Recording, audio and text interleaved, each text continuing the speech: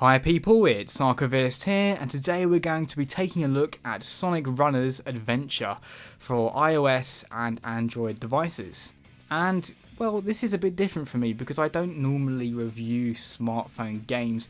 Usually they're too simple to extrapolate any kind of meaningful critique from, but in this particular case I wanted to make an exception, not because this game is any more in-depth necessarily than your average runner smartphone game, but it's just so well done and so polished that I feel like I owe it to the gaming community at large on smartphones to give this game an additional shout out, because this is absolutely fantastic, particularly if you consider yourself a fan of the Sonic series. So Sonic is a game series that's seen mixed success, it's fair to say. I mean, look at last year, there were two major Sonic releases that came out. You had Sonic Forces, which I personally didn't mind too much, but a lot of people absolutely hated, and also Sonic Mania, which got widespread acclaim and I personally absolutely adored and continue to play every now and then on my Nintendo Switch when I'm doing the commute.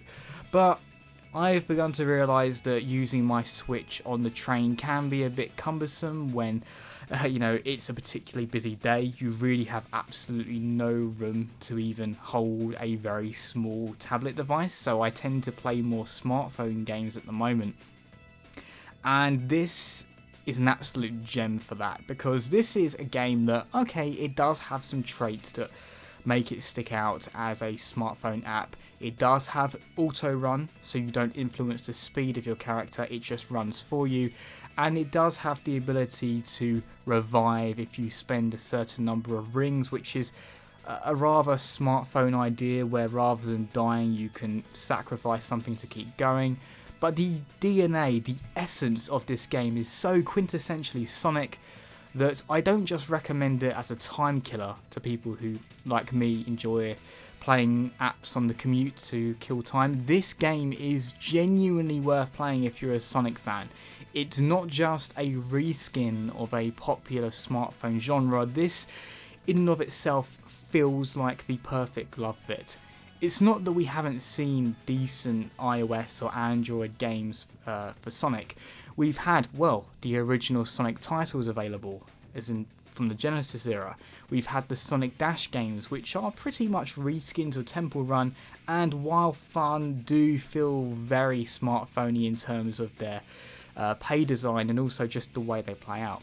But this game, if you just look at it, absolutely screams Sonic, from the vibrant colours, the environments, the nature of the gameplay itself, the ability to play multiple characters, to progress through all these different levels relatively fast, again, for a smartphone game. It's so cheap and it offers so much that I 100% at the beginning of this review recommend this game.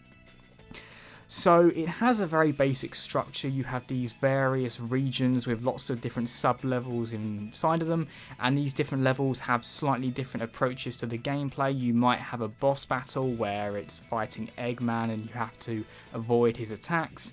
It might be one where you have multiple laps, but you need to do certain things within the level where you destroy a certain number of enemies or collect a certain number of rings.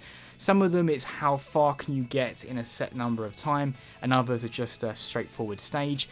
And in each of these stages you have a rating where you get 1 to 3 stars, which is similar to the ranking system of Sonic.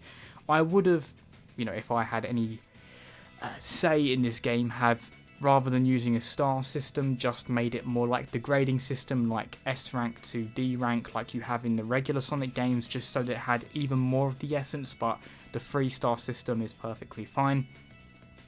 And it is a simplistic game, without a doubt, but Sonic at its heart always thrives when it has that simple idea that it refines, perfects, and really makes satisfying to play through. At the beginning of some of these levels it can be very straightforward, you're just jumping on a couple of enemies and collecting a few rings, but as the level goes on it can become incredibly fast and you have to destroy a lot of enemies and get pretty good reaction and timing. And it's doing all of this with a very nice one button system where you're just tapping on the screen in one place and you jump.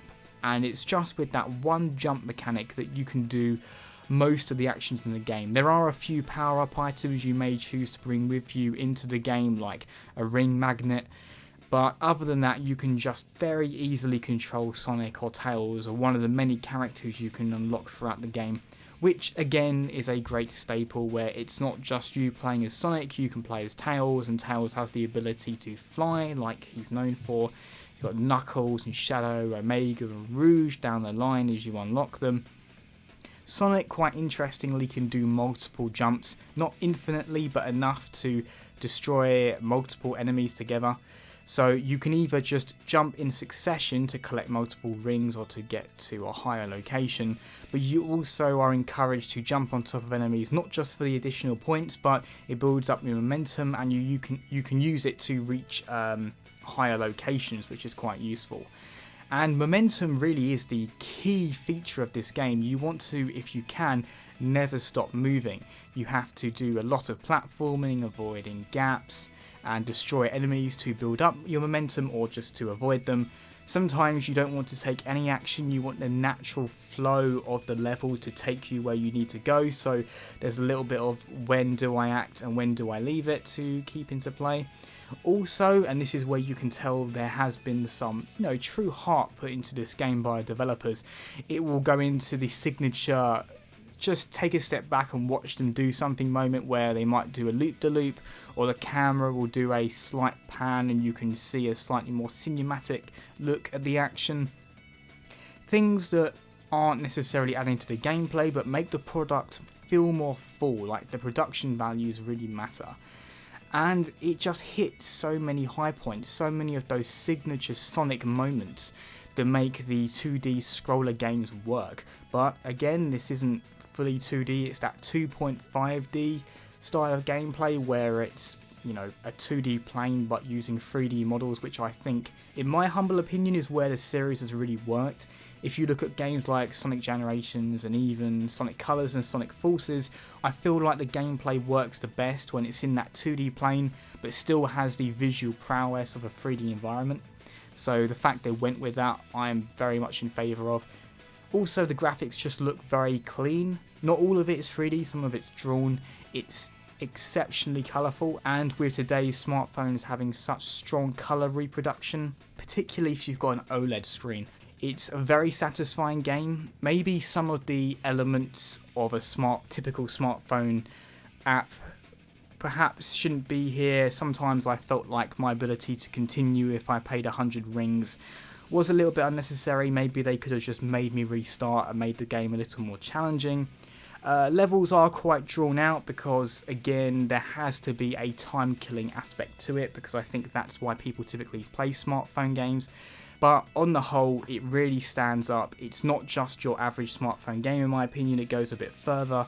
Really enjoyable, fantastic graphics, fantastic sound design, great gameplay that is surprisingly varied for a game of this nature. If you're a Sonic fan, there's no doubt in my mind you should get this. If you just enjoy runners, it's really great too. So, as always people, thanks very much for watching and see you next time.